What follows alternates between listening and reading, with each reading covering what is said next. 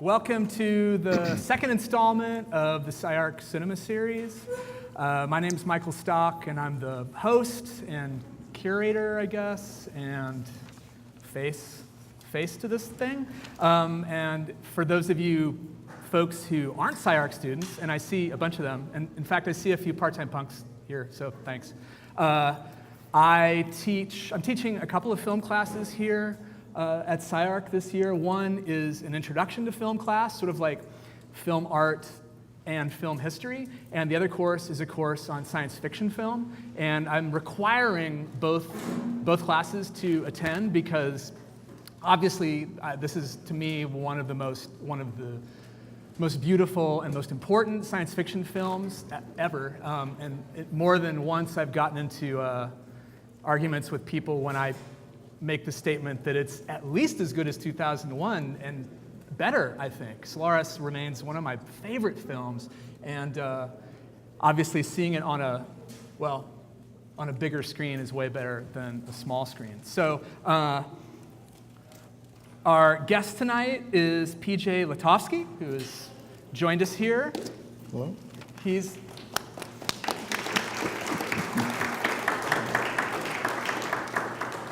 He's the director of Tarkovsky, Time Within Time, which is a feature-length documentary centered around Tarkovsky's diary entitled Martyr Log, which was published by Faber and Faber in London. And PJ filmed in Moscow, Rome, Paris, Amsterdam, and Stockholm. And his film touches on each one of Tarkovsky's 7 films with an interview with a person closely related to each production, as well as touching on some of the more important philosophical themes and through lines that run through all of his film. The film is narrated in the first person by Oleg Vidov, who is, according to the bio, considered the Robert Redford of Russia. So you can tell us a little bit more about that. And the film features interviews with Tarkovsky's sister Marina, with Andrei Tarkovsky, which was his co-writer on his first 3 films, Tonio Guerra, Italian screenwriter, and the co-writer of Nostalgia, and who else? Katinka Farango, which is Ingmar Bergman's producer, and who produced Tarkovsky's last film, The Sacrifice, as well as Natalia Bondarchuk, right, who is the lead actress in Solaris, who we will be seeing tonight. And just a heads up, so since if you're in my classes, then you know I've kind of got the thumbs up to soon do a class on the end of the world, which is going to be pretty promising, and we'll be including The Sacrifice in that, I believe. So I wanted to say a few introductory words about Tarkovsky before we launch into Q&A, and PJ is the sort of expert on Tarkovsky, so correct me when I'm wrong, if you will. Tarkovsky is the filmmaker who the legendary Swedish director Ingmar Bergman described as the greatest director of us all, the one who invented a new language true to the nature of film as it captures life as a reflection, life as a dream. And obviously having someone like Bergman give the stamp of approval says a lot. And the love affair, I think, runs both ways with Bergman and with Tarkovsky, which you'll see in his films. Although Tarkovsky only made 7 features, thwarted by the Soviet censors and then dying of cancer at age 55, each film honored his ambition to crash through the surface of ordinary life and to seek out the larger spiritual meaning. And each one of his films, constantly he returns to this theme, the centrality of spirituality. During this period when Tarkovsky came up, it was known as the short-lived Soviet New Wave of the early 1960s. And of course, in our film class, we just talked about the French New Wave a couple weeks ago. And as I told them, it's like the French New Wave was just the first one. Then there were all these new waves that followed.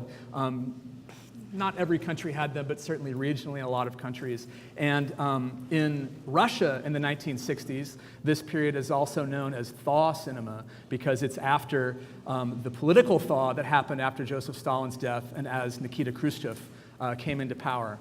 And it was, as it turned out, a short-lived thaw, I guess. let's see. It's during this period in the 1960s that Russian filmmakers turned the camera on themselves and on Soviet society in general to make a series of films that questioned how they got to where they were. And this was something that hadn't been allowed before this period, and you know, by 1968 or so wouldn't be allowed overtly from that point on. So let's see. Even with someone like Tarkovsky, who was recognized by his own country as being really one of the modern masters and most important filmmakers of the country, even Tarkovsky by the 1970s couldn't get many of his scripts approved. And so actually, this film that we're about to see, Solaris, was Tarkovsky's, well, his interest in the book and his deciding to make it as a film was largely due to the fact that he thought he could get this one by the censors. You know, science fiction was something that had gone pretty mainstream in that period, and he thought for sure that he would be able to get the green light. So this film, made in 1972, which was his third film, I think that Tarkovsky obviously was right about this sort of mainstream access that the film provides, which, I mean, even his version obviously is challenging and is not strictly mainstream film, but the fact that Steven Soderbergh would make a film starring George Clooney, no less, in 2002, definitely speaks a long ways towards like the mainstream ability, that's not a word, but you get my feeling, mainstream ability of the original text. So, that's enough introduction. So I thought I'd start off our discussion tonight by bringing up a point that PJ brings up in his film, in your interview with Tarkovsky's sister, that the filmmaking system in Russia in this period was very complicated, to say the least, and that one needs to understand those conditions first to really judge Tarkovsky's work. So I was wondering if you could let the audience know a little bit about what it was like to try to get a film made in Russia in that period. Hello, everyone. I don't totally consider myself a Tarkovsky expert, but I did learn a whole lot adapting his diary to a film, and then meeting all these people like his sister. She told me that there was this, you had to go through all these different committees and to get the script approval, and then it goes on to the other departments, and then it gets to the top senior ideologist of the Communist Party to review scripts and everything. This film, Solaris, was based on a novel by a Polish novelist, Stanisław Lem. So it wasn't, I don't get the sense that Tarkovsky was a political person or trying to sneak around censors or anything like that. But when they were doing Solaris, that was when Kubrick was doing his film 2001. So there was this kind of competition between the Russians and, you know, which film was going to show off the science fiction and space better and the production facilities and stuff like that. But just talking to Marina Tarkovsky about the whole process of getting a film approved and greenlit, I thought that was interesting. I mean, it's difficult to make a film here in LA and go through, you know, the script analysis and, you know, who's attached and stuff like that. So to me, it was kind of like it's difficult to get any film made, but we don't have that political layer. So right. Does that make sense? Yeah. And when the film was done and then resubmitted to the board for approval, apparently they responded with a list of 31 demands for changes, for censorship. Can you let them know what some of these demands were and then how Tarkovsky responded? Yeah, for the Solaris film, after he did his rough cut and they screened it and they were like, okay, this board meeting, is that the communists or is that, you know, capitalists? And okay, we'll change that. And there was a whole list of 32 changes they wanted him to make, and he was like, I can't do that. It would ruin the whole film. And what I learned from meeting a lot of these people too, it's these bureaucrats in the film industry that they're trying to cover their butt by going, okay, well, maybe there's some political thing going on, so I have to mark it down and pass it on to my superior or something like that. And I think that Tarkovsky wasn't trying to be political like that, but these people working for the government had to find something to show that they were doing their job. So. And in the end, how did he respond or get around the demands that the government was issuing? He said that he wasn't going to make any changes, and then they wouldn't release the film to promote it. But for this film, a West German producer came on board, and he kind of got it to the Cannes Film Festival people, and then they screened the film, and it won a lot of awards and stuff. So then they had to release it in Russia. So he was kind of doing things like that. Right. What I also found out was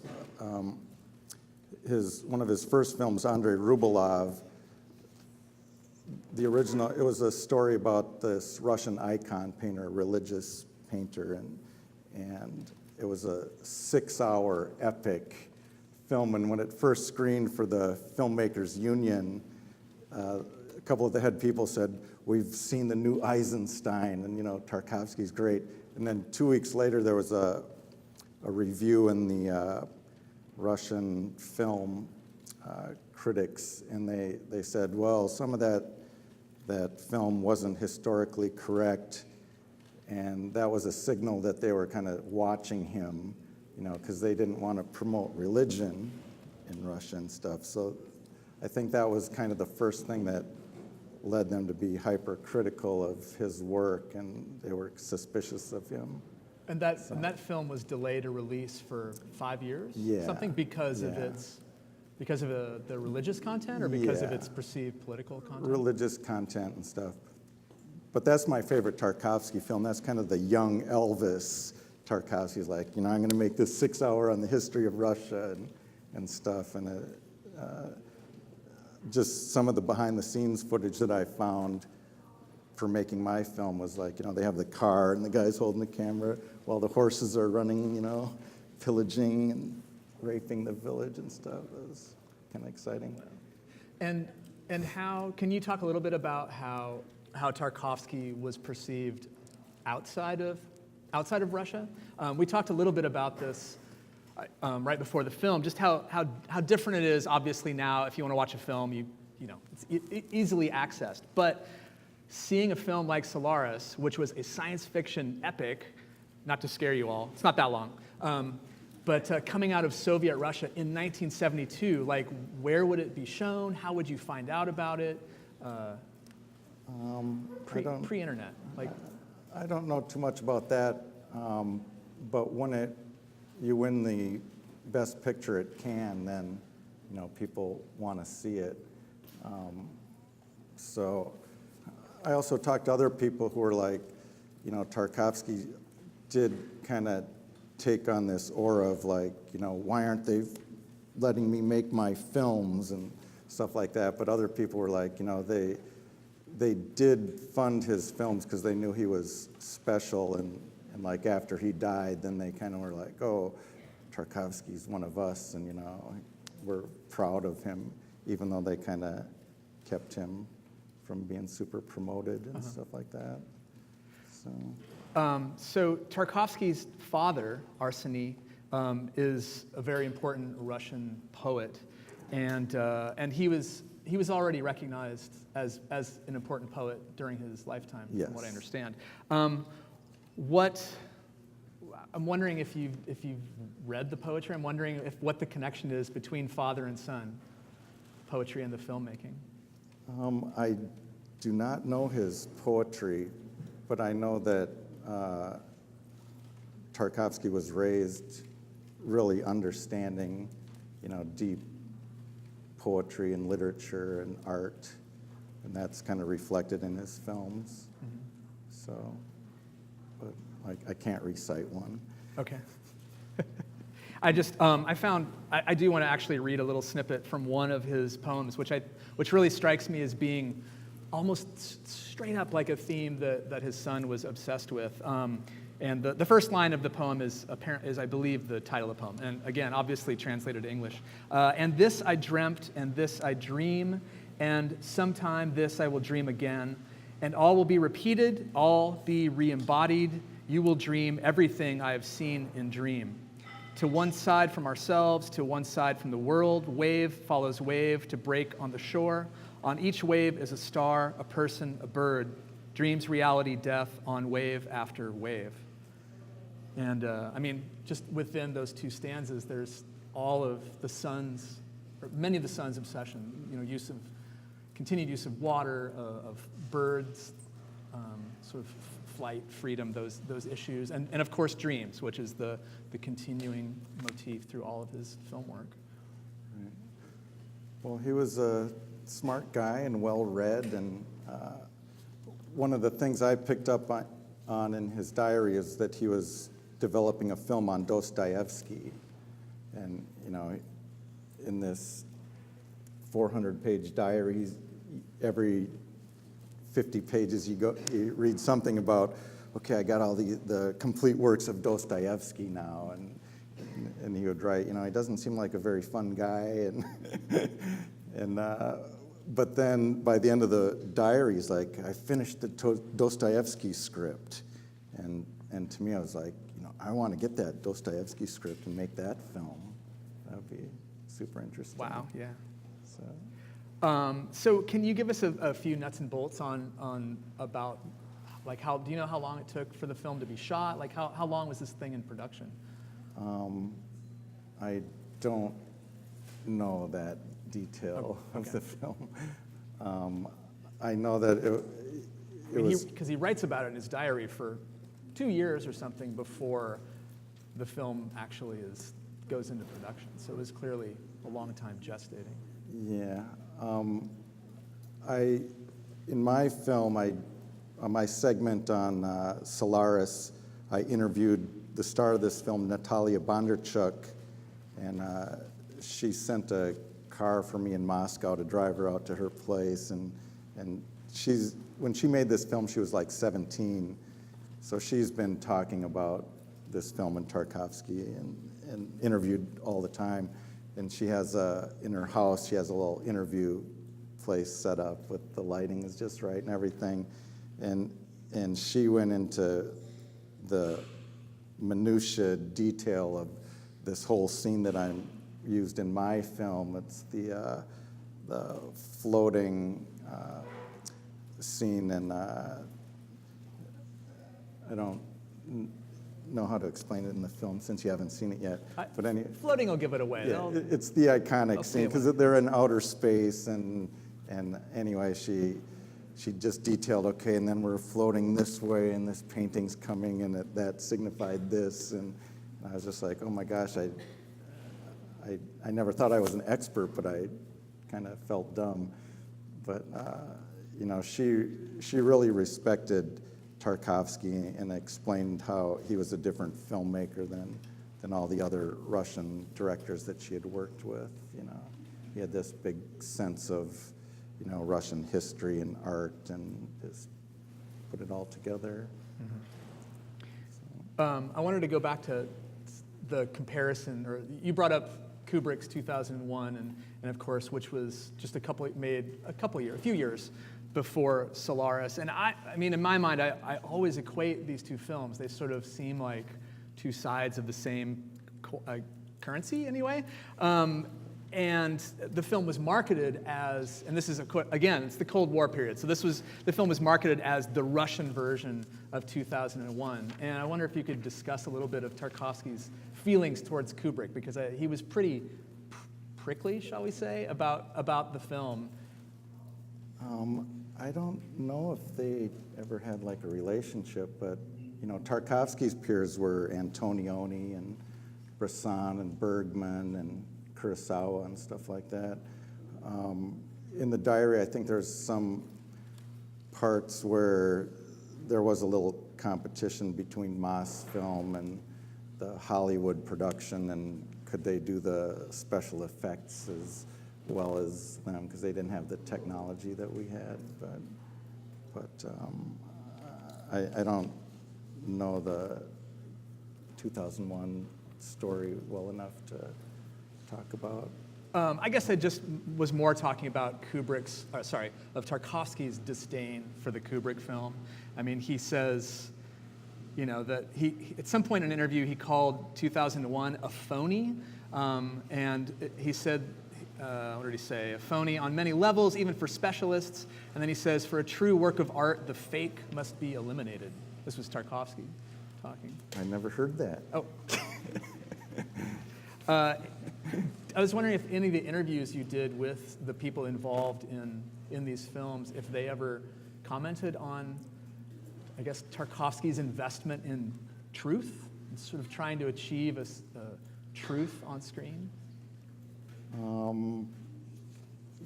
Everybody I interviewed was super proud to have known him and worked with him, and that he was special.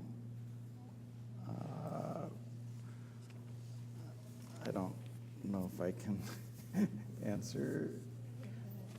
Okay, no, I just was wondering if they had commented. I just, in doing the research for it, it seemed like this was, and in reading the bits of the diaries that I did, like this, the importance of truth and of spirituality is the two themes that he returns to again and again when he's grappling with making a film.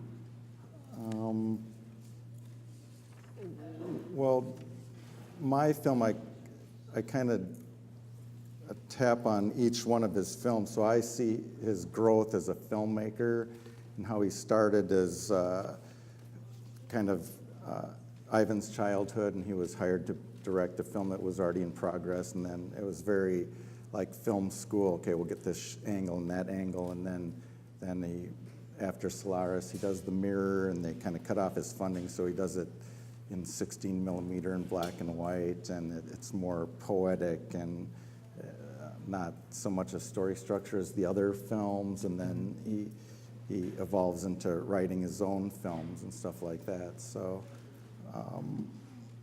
I saw his growth as a filmmaker, and he's always kind of challenging his skill set and storytelling and the poetic opportunities you can use with film and stuff like that. I don't know if I tapped into my interviews and got that information.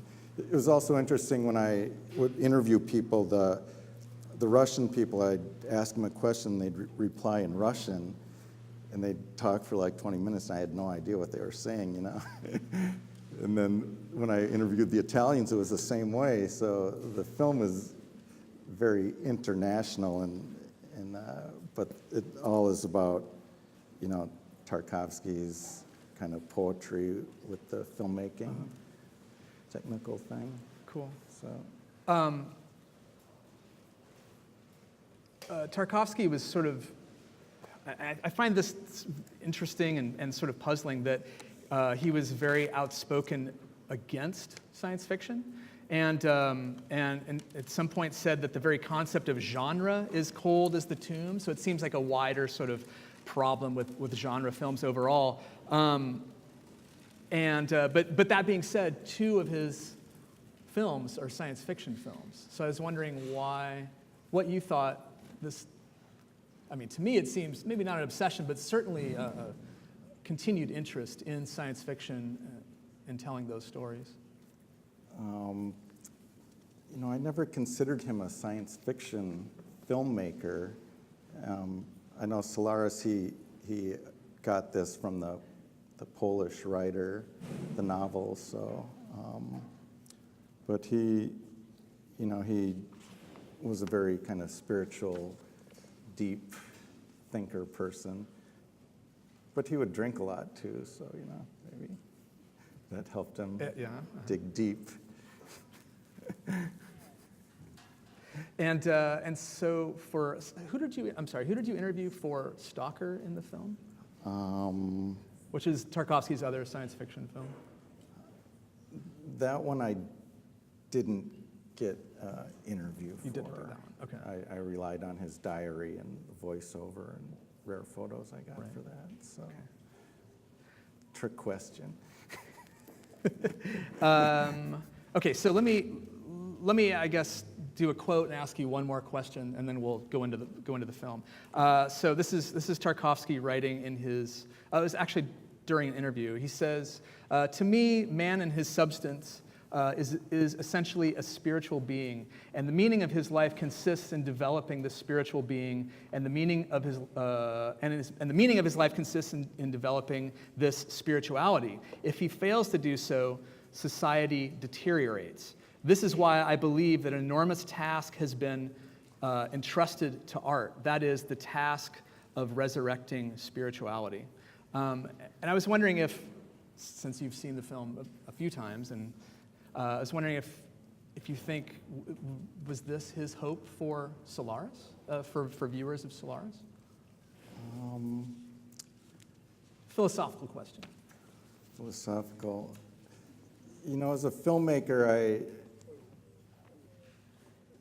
since I know that he adapted this from some other writer's work, I don't know if I would say that it's totally Tarkovsky's core story, but he saw the potential in this story to do that in themes, and I know that he had some conflict with the writer Stanisław Lem, who he was like, he didn't think Tarkovsky was tapping into certain things that he thought were more important in the novel. So I guess what I'm saying is that Tarkovsky didn't say, I'm going to make my own science fiction movie. This is what I felt, but I'm no expert, so. But you are the expert. I know other things about him. So. I did see somewhere that Lem, the original writer of the novel, accused Tarkovsky of trying to turn his novel into a version of Crime and Punishment. Right. So which again is the Dostoevsky connection. Okay, so I guess let's wrap it up here and watch the film, and then after the film, we'll open it up to any questions any of the viewers might have out here. So. I didn't make this film, but I did the Tarkovsky documentary, and I have a bunch of postcards of the film. I got the rights to his diary, and when I started looking into him and his work, I watched all his films and all these documentaries that had been done on him, and when I read his diary, it was kind of like, how come no one's made this film on what he actually said and wrote? Because a lot of the other documentaries on him were, talking to college professors, and they said, well, this is what he meant by these scenes in his film. And reading his diary, he was like, he said the complete opposite. But it was also interesting to me to see how his creative approach to filmmaking, and it kind of was a teaching tool for me to just really explore him. And then I ended up going to Moscow a couple times and meeting all these people that he worked with and wrote with, and a lot of things he wrote in his diary. He was up at his country home, which was a few hundred miles from Moscow. So the second time I went back, I asked the guy who was helping me in Moscow if he would drive me up there. And I tried to get photos and information of this place, Miasnoye, and people were like, oh, don't go up there, the roads might be muddy and you can't get through and everything. And I was like, I'm from Minnesota, and it's just the North Country, and we'll figure it out. So I did end up going up there, and no one's ever really been up there, and his neighbors, you know, it's like going to the cabin and stuff, and his neighbors had heard I was coming, so they made this great lunch, and we finally get there, and they're like, oh, we'll start drinking vodka and everything, and I was like, oh, and I talked to my cameraman, I said, okay, I want all these shots and stuff so I could hang out with the neighbors and get their stories, and they had photos, and it was really exciting for me to go up there, and so I have things like that in my film that are, I think, kind of help explain how he was influenced by nature and things like that. So anyway, the film is on the festival circuit right now, and it's not really sold yet, but the personal journey for me, studying him and going over there and meeting these people is making me a better filmmaker and storyteller. And this has been done, my film's been done for a couple years, but my new film I'm doing on the architect Richard Neutra. So I'm kind of immersed in that whole world right now, and I was just filming in Berlin, Vienna, Locarno, Switzerland, and Wuppertal, Germany, where Richard passed away when he was 78 years old. He was arguing with the client about payment and had a heart attack and died there in Wuppertal. And so anyway, we got some great shots, and I'm kind of in the middle of that Neutra world right now, and kind of excited to see how that's going to end up. So I don't know if there's any questions. I didn't make this film, but, you know. I was curious if you could talk about why Tarkovsky was fascinated with Dostoevsky, and why did he reference Don Quixote de la Mancha and Cervantes in Solaris? Do you know? I can't speak to that specifically, but I know that he was very well-read and educated and very proud of, you know, being Russian and their history and literature and all their great artists and stuff like that. So in his diary, he was always referencing Dostoevsky and developing a film on him. So that's kind of why I took on the documentary, was because I was like, he's laying this all out for me. This is how you do a film on a great Russian artist. You know, you learn everything that he had done, and you know, then put it all together. So Cool. Thanks.